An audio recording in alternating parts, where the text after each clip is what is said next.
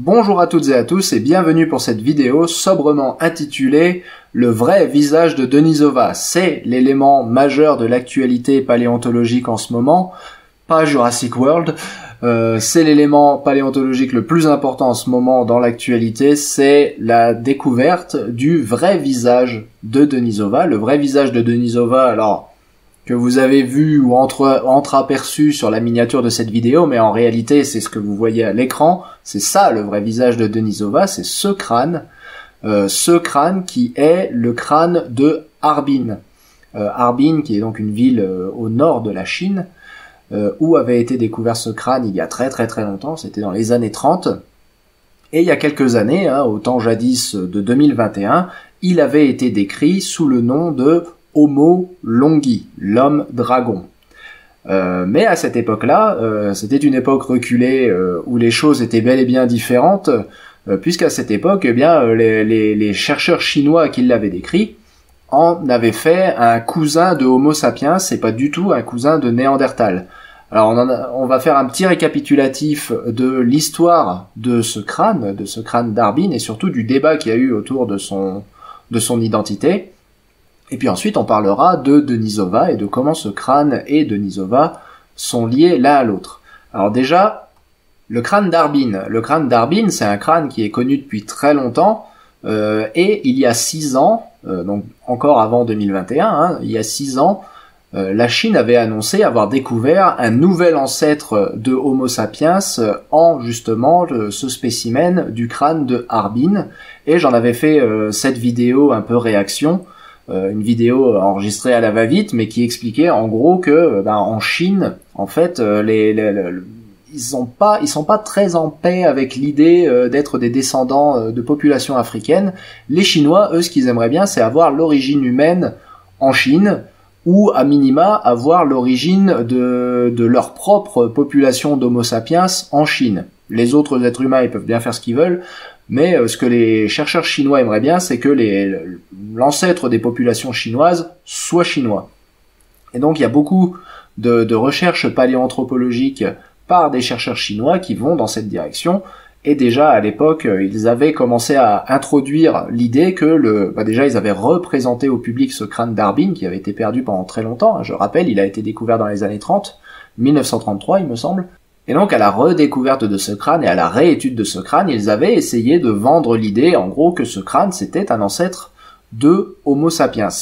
Est arrivée ensuite la publication officielle de ce crâne de Harbin, la description de ce crâne de Harbin, et la création du nom Homo longi pour ce spécimen qui, dans cette étude, était retrouvé comme le cousin le plus proche d'Homo sapiens. Donc c'est ce que vous voyez ici à l'écran, c'est un extrait direct du Paléo News que j'avais fait à l'époque. Donc je vous mettrai évidemment les liens vers ces vidéos dans la description pour que vous retourniez les voir et pour que vous puissiez télécharger aussi les articles, puisque les liens pour télécharger les articles sont dans les descriptions de ces vidéos.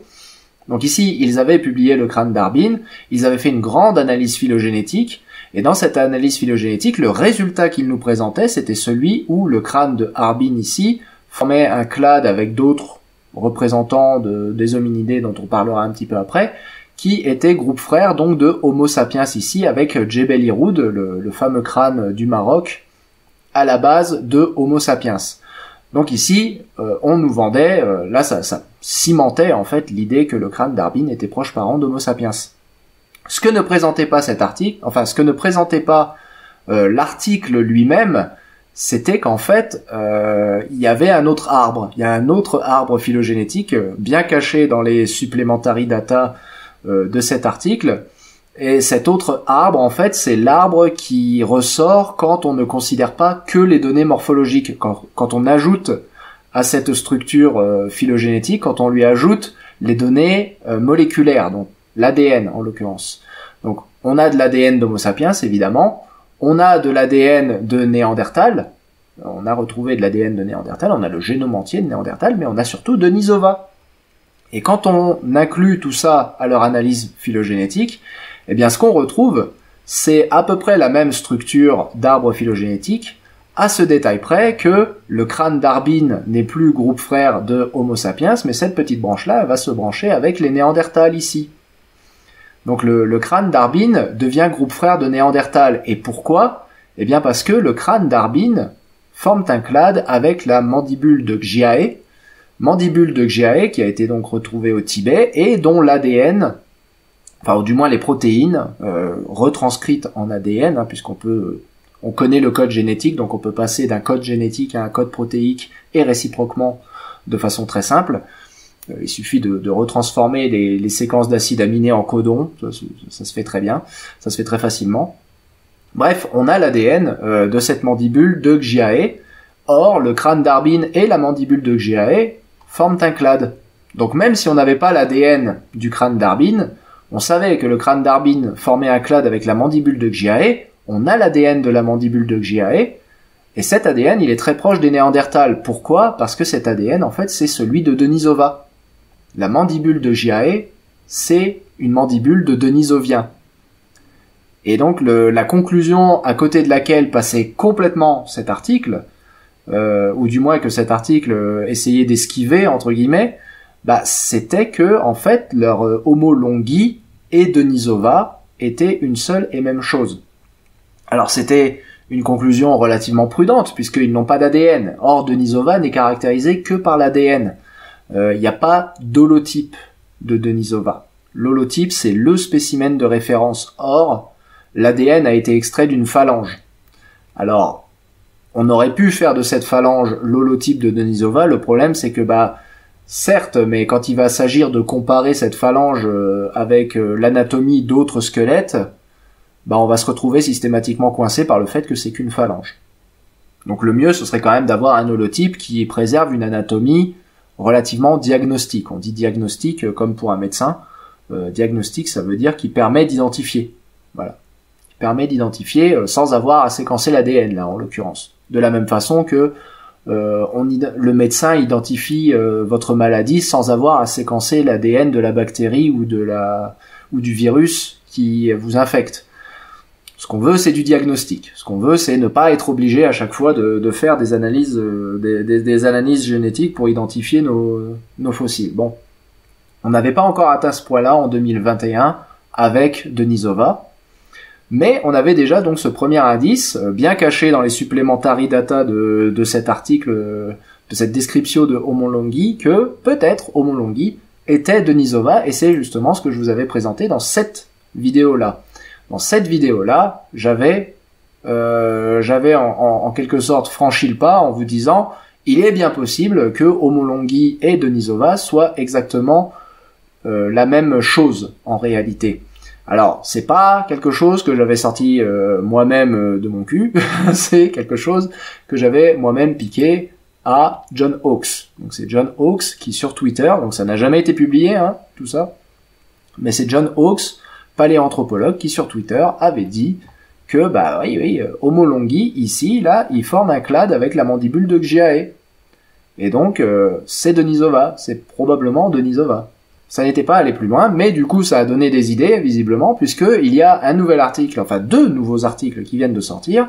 Un premier qui analyse les protéines du crâne de Arbin, et un second qui analyse l'ADN mitochondrial du crâne d'Arbin. Donc on nous rappelle le crâne de Arbin, hein, où se trouve Arbin en Chine.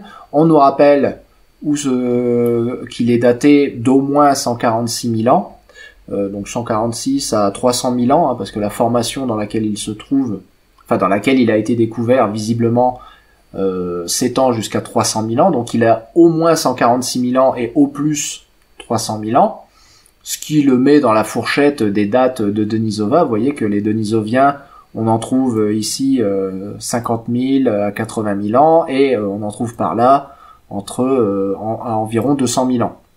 Donc là, on est complètement dans la fourchette d'existence des Denisoviens. Ils ont vécu à peu près dans ces eaux-là, c'est aussi par là qu'a vécu le propriétaire du crâne de Arbin, et donc ce crâne, il a une dent, et de cette dent, ils ont fait un petit trou dans cette dent, et ils ont réussi à prélever non seulement de l'ADN mitochondrial, mais aussi des protéines, et l'un comme l'autre donne le même résultat phylogénétique, à savoir un arbre phylogénétique qui ici place Arbin au sein de Denisova. Donc ça c'est l'arbre sur la base d'ADN mitochondrial, et c'est pareil pour les protéines, hein, quand on va pareil, il faut aller chercher en bas dans les dans les trucs supplémentaires, mais on finit par trouver un arbre qui place le crâne de Harbin en groupe frère de Denisova, et ici vous voyez les Néandertaliens sont juste là et forment le groupe frère de Denisova plus Harbin.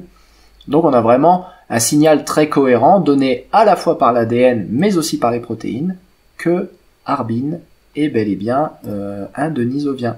Et ça, contrairement à la mandibule de Penghu, contrairement à la mandibule de Xiae, contrairement aux petits restes osseux, les phalanges, etc., les dents qui avaient pu être retrouvées dans la grotte de Denisova, bah ça donne enfin une idée de ce à quoi ressemblait le crâne de Denisova, et donc ça donne enfin une idée de à quoi ressemblait le visage de Denisova. On a enfin une face, une boîte crânienne à mettre sur Denisova, et ça c'est un immense pas en avant dans l'histoire des sciences et pour l'anthropologie et la paléoanthropologie en général. Denisova c'est et ça reste, la découverte de Denisova c'est et ça reste la découverte du siècle en matière de paléoanthropologie, je le dis et je le maintiens. C'est vraiment la découverte la plus importante qui a été faite en paléontologie pour l'instant en ce début de 21e siècle, en ce premier quart de 21e siècle. Imaginez que en 2010, on ne savait même pas que cet hominidé existait. En 2010, on découvre son ADN, mais on n'est pas capable de donner son visage. Et enfin, en 2025, on est capable de mettre un visage dessus. C'est absolument extraordinaire. Et maintenant, vient la question du nom de Denisova, le nom d'espèce de Denisova, parce que ça a été c'est même pas un débat qui existe réellement, puisqu'il n'y a pas de publication scientifique à ce propos-là. Quel nom donner à l'espèce Denisova? Parce que l'appellation homme de Denisova, en latin, ça donnerait Homo denisovensis. Le problème, ou Homo denisovaensis, peut-être, éventuellement. Mais le fait est que jamais personne n'a proposé cette appellation pour la simple et bonne raison que, il n'y avait pas d'holotype. Je le rappelle, il n'y a pas de spécimen type. Or, un nom d'espèce, ça vient toujours avec un matériel holotypique. Donc pas d'holotype, pas de nom d'espèce. Voilà. Donc c'est pour ça que Homo denisovaensis n'a jamais été proposé. Sauf que maintenant qu'on a Homo longi qui s'avère être un denisovien, eh bien, de facto, ça veut dire que Homo longi est Denisova. Cependant, c'est là que ça devient compliqué. Cependant, déjà, il y a eu d'autres noms d'espèces qui ont été proposés pour du matériel qui a été appelé Denisova. Il y a eu Juluensis, qui a été proposé il y a pas longtemps, Homo Juluensis, qui avait été proposé pour la mandibule de Xiae.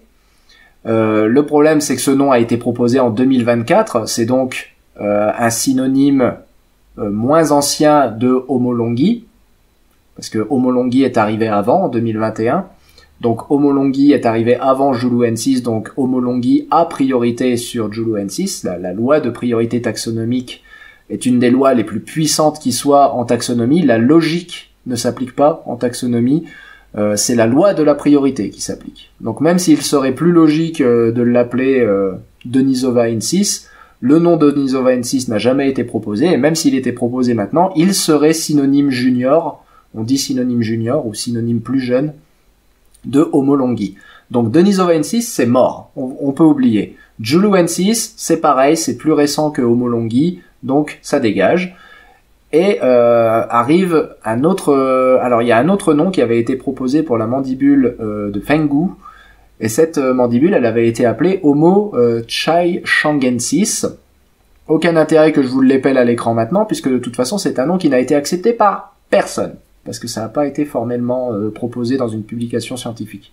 C'était en 2015, donc ça aurait normalement priorité sur Homo longi, mais comme ça n'a pas été fait dans les règles de l'art, à savoir dans une publication scientifique, avec la désignation d'un holotype, avec la figuration d'un holotype, et avec etc., etc., bref, ce nom ne restera pas dans la littérature scientifique, chaishangensis. Le seul nom qui a été proposé officiellement dans la littérature scientifique et qui pourrait être antérieur à Homo longi, c'est Homo daliensis. Pourquoi ? parce que John Hawkes nous rappelle ici dans son tweet, le même tweet qui à l'époque avait préchoté le fait que Denisova et Homolonghi étaient une seule et même chose. En fait, on a ici Harbin qui forme un clade avec Jiae, certes, mais qui forme aussi un clade avec un autre crâne qui s'appelle le crâne de Dali. Crâne de Dali, dont il nous montre une image juste ici. Et vous pouvez voir, la ressemblance est incroyable entre les deux. Ça, c'est le crâne de Harbin. Ça, c'est le crâne de Dali. Donc, il fait assez peu de doute, selon John Hawkes, que ces deux crânes appartiennent à la même espèce. Or, s'ils appartiennent à la même espèce, eh bien, Dali-N6, qui a été proposé en 1978, a priorité sur Homolonghi. Et donc, Dali-N6 serait le véritable nom de Denisova. Maintenant, mon petit avis sur la question, c'est que je ne pense pas que ça va faire date, Dali-N6. Je suis pas sûr que ça fonctionne pour la simple et bonne raison que, déjà, c'est pas publié scientifiquement, le fait que Dali-N6 et Denisova puissent être la même chose. Je veux dire, là, la science ne se fait pas sur Twitter, je le rappelle. Donc, à moins que John Hawkes publie officiellement cette opinion taxonomique, là, pour l'instant, ça n'a pas l'air d'être le cas, voilà, ça n'existe pas scientifiquement tant que c'est pas publié dans une revue scientifique à comité de lecture. Et le truc, c'est qu'en fait, Dali-N6, il faudrait, pour que Dali-N6 soit réellement validé en tant que nom de Denisova, il faudrait démontrer bien comme il faut qu'en fait, ce crâne de Dali appartient effectivement à la même espèce que le crâne de Harbin. Or, on n'a pas encore extrait d'ADN de ce crâne de Dali. Et à mon avis, tant que ça ne sera pas fait, la question même de synonymiser Homolonghi avec Homo Dali-N6 ne sera jamais posée sur la table, quoi. Donc tant qu'il n'y aura pas d'analyse du crâne de Dali, il n'y aura pas d'Homo Dali-N6 en tant que Denisova. Pour conclure donc sur le crâne de Harbin et ses nouvelles découvertes. Le crâne de Harbin, c'est Denisova. Ça y est, c'est bon, on a le visage de Denisova, ça c'est le crâne de Denisova, l'ADN et les protéines soutiennent cette conclusion. Quel est le vrai nom scientifique de Denisova? C'est que de la taxonomie, donc une fois de plus, ça n'a pas réellement d'importance. D'un point de vue fondamental, d'un point de vue paléobiologique, ça ne changera pas la biologie des Denisoviens. Biologie d'ailleurs qui n'est absolument pas abordée dans les articles que je vous ai montrés tout à l'heure. Les articles que je vous ai montrés tout à l'heure, ils ont extrait un petit peu d'ADN et un petit peu de protéines des Denisoviens, mais ils ne discutent absolument pas de ce que ces séquences nous apprennent sur la biologie de Denisova. Donc ça, c'est certainement un travail en cours qui arrivera dans un futur proche, on l'espère. Mais quoi qu'il arrive, quel que soit le nom scientifique de Denisova, ça ne change rien à sa biologie. Et surtout, l'éternel débat de est-ce qu'il faudrait dire Homo sapiens Denisova ou Homo Denisova sapiens N6 ou ça n'a aucun intérêt. Ces débats sont stériles. Ça n'a aucun intérêt. Aucune implication sur notre connaissance de la biologie de Denisova. Denisova, on sait qu'il s'est hybridé avec Néandertal, on sait qu'il s'est hybridé avec Sapiens, et comment vous l'appelez, ça n'a aucun intérêt. Voilà. Quelle est l'étiquette que vous collez là-dessus, ça n'a aucun intérêt. Mais si les étiquettes ça vous intéresse, et si la question des étiquettes vous intéresse, pour l'instant, je pense que Homolonghi va faire date, et peut-être à l'usure finira par battre tout le reste. Mais si on en croit John Hawkes, c'est Dali-N6 qui devrait gagner. Mais ça, on verra. C'est la loi de priorité taxonomique, certes, mais encore faudrait-il que des analyses génétiques démontrent que Dali-N6 et Homolonghi sont bel et bien synonymes. Mais ça, encore une fois, c'est des analyses pour le futur. Voilà, je vous dis à très bientôt sur notre chaîne. Salut!